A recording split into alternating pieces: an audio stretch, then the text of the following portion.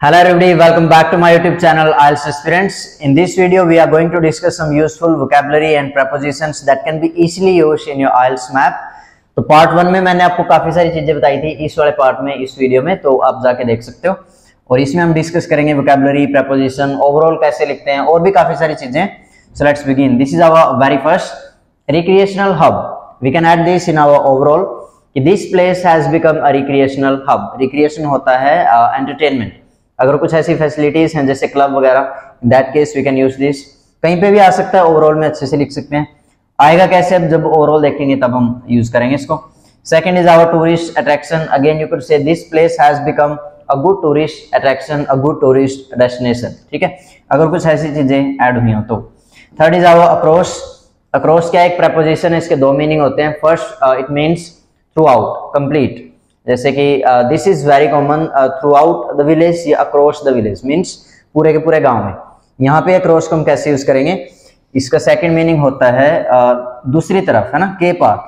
जैसे you are standing here और आपको बोलना है कि अक्रॉस द रिवर या अक्रॉस द रोड, जो भी है ये, across the road this thing is situated. तो in that case you could use across. ठीक है। Fourth is our alongside. Alongside क्या होता है, again this is a road, ये कोई भी रिवर कुछ भी है तो उसके साथ में बगल में कोई चीजें एग्जिस्ट करती हो, in that case we can use alongside. और काफी बार आपको ऐसा मिलेगा भी, this is very common in maps, है ना।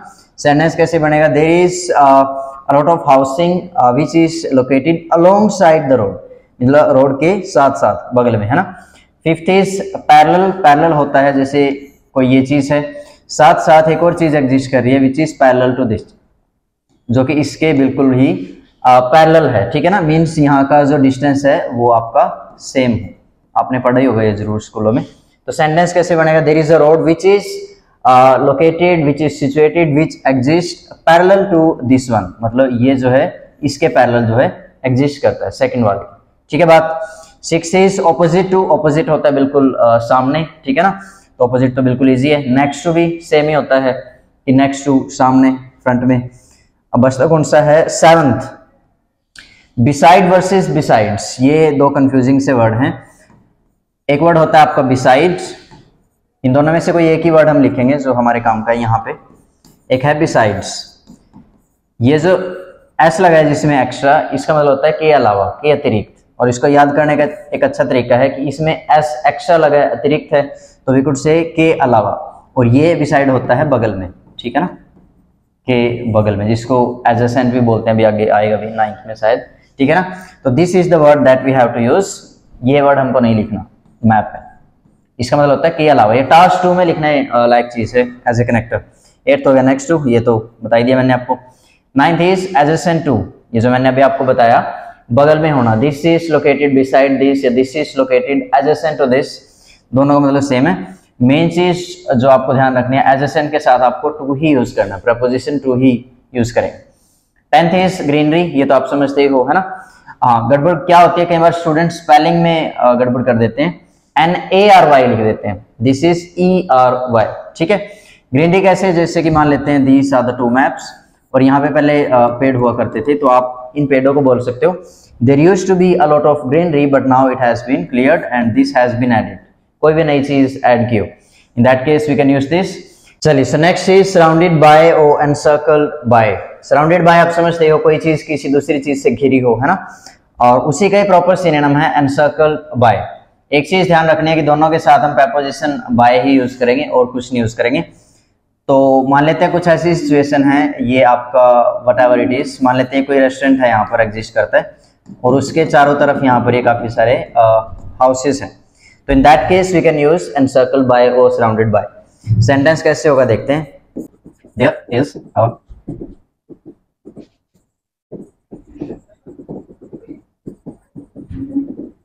तो ऐसे हो सकता है आपका sentence, there is a restaurant which is encircled by housing, means housing उसके चारों तरफ है।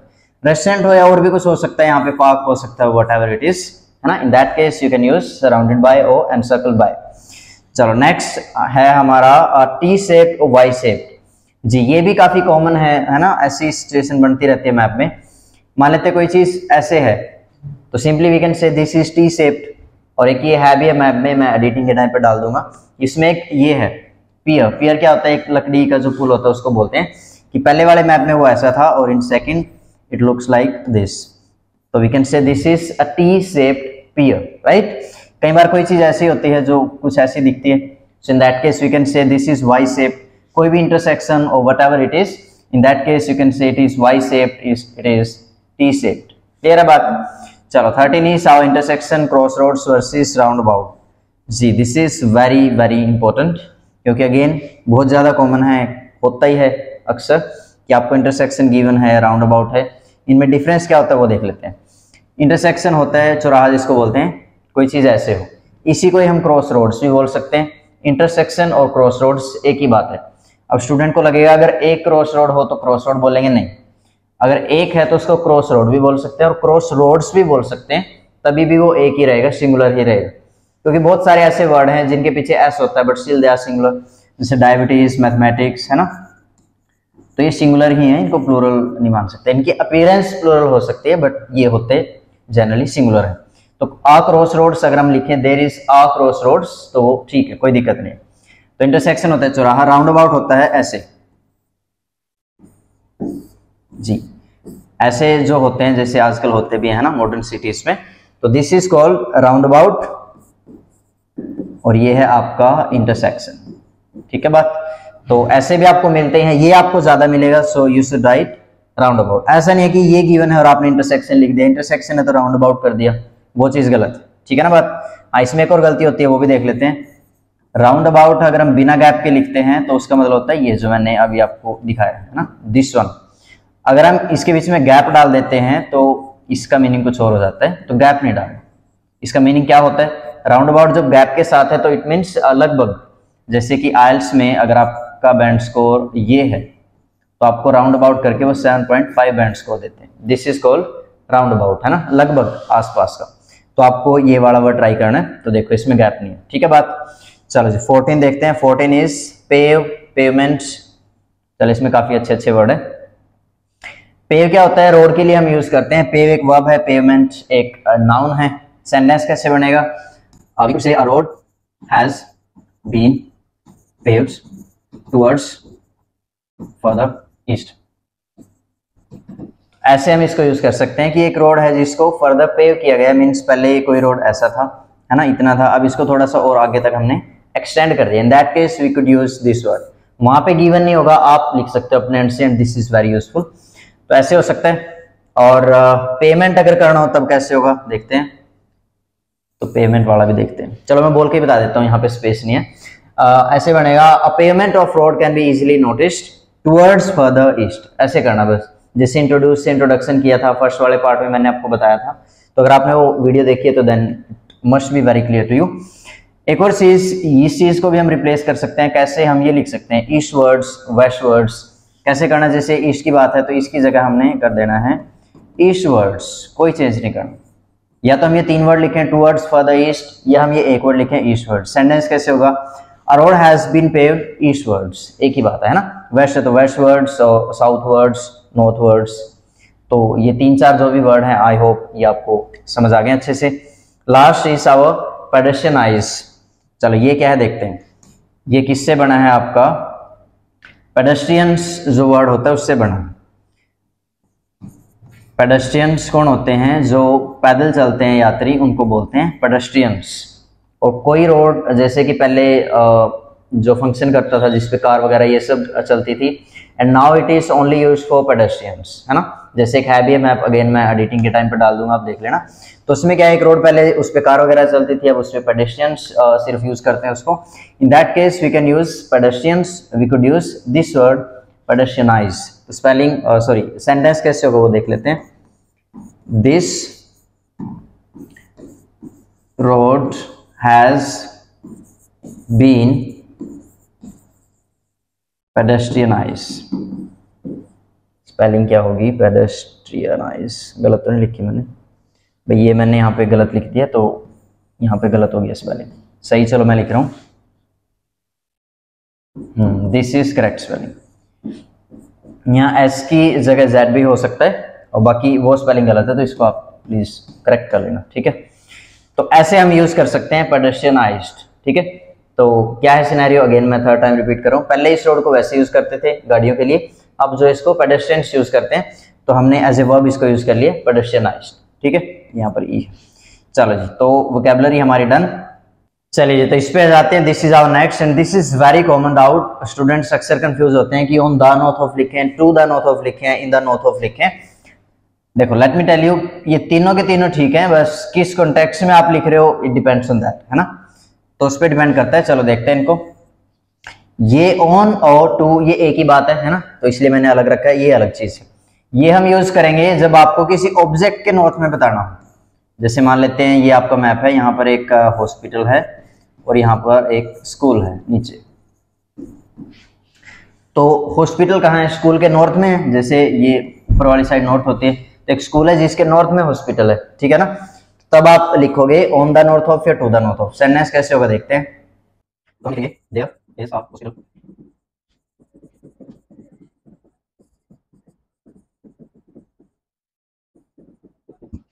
चलो, तो ये आपका रहेगा sentence, there is a hospital which is located on the north of या to the north of school, क्योंकि ये स्कूल है उसके नॉर्थ में हॉस्पिटल है। और ये कैसे रहेगा जनरली, जैसे आप किसी को भी रेफर कर रहे हो, जैसे मान लो ये पूरा का पूरा बोर्ड जो है आपका मैप है, तो आपको बताना है कि इसके नॉर्थ में ये चीज है, कोई चीज है यहाँ पे लाई कर रही है, यहाँ पे कुछ भी लिखा हो, जैसे एबीसी लिखा हुआ है, तो आप लिखोगे कि there is written ABC in the north of board और in the north of map, ठीक है ना। तो जनरली जब हम बोलते हैं तो हम लिखते हैं इन द नॉर्थ ऑफ, और किसी ऑब्जेक्ट के नॉर्थ या साउथ में बताना है देन वी यूज ऑन और टू, ठीक है ना बात। I hope this is clear, तो ये आपने जरूर ध्यान रखना है। चलो ये आ गया हमारा ओवरऑल। ओवरऑल कैसे लिखेंगे, काफी सारे तरीके हो सकते हैं, कोई भी तरीका मैं ये नहीं बोलता कि ये गलत है ये ज्यादा सही है, सारे अपने आप में ठीक है, बट ये मैंने दो ही ऐड किए और यही काफी है। इनको अगर आप लिख लेते हो, अच्छे सीख लेते हो, so that would be sufficient for you. तो कैसे होगा देखते हैं। Overall, the village has had, you will have modernized a lot with far more facilities such as in introduction of this and this, with housing being the most significant. देखो ये the village जो है इसकी जगह कुछ भी हो सकता है, सिटी, टाउन और व्हाटएवर। हैज कब आता है, प्रेजेंट के लिए, हैड आएगा पास्ट के लिए, विल हैव आएगा फ्यूचर के लिए, ये भी फर्स्ट पार्ट में मैंने आपको बताया था। मॉडर्नाइज हो चुका है मीन्स और ज्यादा आधुनिक हो चुका है, जिसको हिंदी में कह सकते हैं। A lot with form of facilities means with many facilities, क्या क्या है, such as an introduction, introduction है मीन्स यहाँ पे एन एडिशन, कि किन किन चीजों के एडिशन से हुआ है, कोई एक दो या तीन हम लिख देंगे, ठीक है ना। और बड़े बड़े चेंज लिखने हैं जो मतलब कि ऑब्वियस हो, स्ट्राइकिंग फीचर्स जिनको बोलते हैं। उन तीनों में से आपको किसी एक को हाईलाइट करना है तो आप ऐसे लिख सकते हो, with housing being the most significant, ठीक है ना बात। या जैसे आपने तीन लिखे ए बी एंड सी, दो तरीके हैं, या तो इन तीनों में से कोई बताओ with housing being the most significant, या कोई अलग ऐड कर दो जो इनसे भी ज्यादा जरूरी हो, है ना।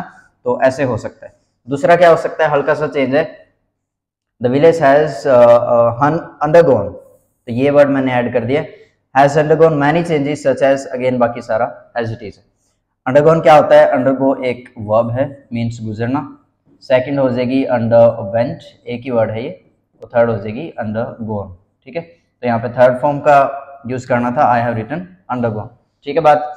चलो और कुछ इसमें खास जी, सिग्निफिकेंट जो वर्ड लिखा है, अगर आप इसको नहीं लिखना चाहते, रिपीट करना चाहते हो, तो this is possible, you could say this is the most significant या most noticeable, most notable, most noteworthy, बात एक ही, ठीक है ना बात। तो this is your overall, screenshot ले सकते हो अगर लेना है तो। चलो जी, ये भी कुछ गलतियां कर देते हैं स्टूडेंट इस स्लाइड में। हम देखते हैं कि सिनोनिम डालने के चक्कर में, उसको पैराफ्रेज करने के चक्कर में कई बार स्टूडेंट गलत कर देते हैं। तो I have taken few examples, तो इसको छोड़ देते हैं रिनोवेट को हाल फिलहाल के लिए। तो ये चार जो है फर्स्ट, सेकंड, थर्ड और फोर्थ, इनमें कोई दो ठीक है, कोई दो गलत। मैंने पैराफ्रेज किया है तो कोई दो ठीक है, कोई दो गलत है। तो चलो टेक योर टाइम, इसको पॉज करके वीडियो को देखो कि कौन से ठीक है कौन से गलत है। चलिए होपफुली आपने ट्राई किया होगा। Let me tell you, housing area है, बच्चे ने लिख दिया हाउसिंग की बजाय रेजिडेंशियल एरिया, बिल्कुल ठीक है जी, हाउसिंग रेजिडेंशियल एक ही बात है। डोरवे गिवन था, उसने कर दिया एंट्रेंस, ये भी ठीक है, लगभग सेम सी बात है ना। टाउन सेंटर को बच्चे ने लिख दिया सिटी सेंटर, नहीं ये गलत है, क्योंकि टाउन अलग है सिटी अलग है। आप इसको ऐसे कर सकते हो, सेंटर ऑफ द टाउन, है ना। अगर आपको पैराफ्रेज करना है, थोड़ा आगे पीछे करना है, तो दिस इज पॉसिबल कि centre of the town, city centre नहीं बोल सकते। चलो अगर मैं अपना लोकली बात करूं जैसे कि जुमला, असंध और निसिंग, गरोंडा, इंद्री, ये सब क्या है, ये टाउन्स हैं। सिटीज क्या है, करनाल, पानीपत, कैथल, ये आपकी सिटीज हैं, है ना। तो टाउन और सिटी कभी सेम नहीं होते, तो ये सब ना करें। रोड है, जैसे बच्चे ने कर दिया रोड को स्ट्रीट, ये भी गलत है ना। रोड अलग चीज है, स्ट्रीट अलग चीज है। रोड होता है सड़क और स्ट्रीट होती है जो आप समझते हो गली। तो गली और सड़क ये तो बिल्कुल अलग अलग चीजें हैं, है ना।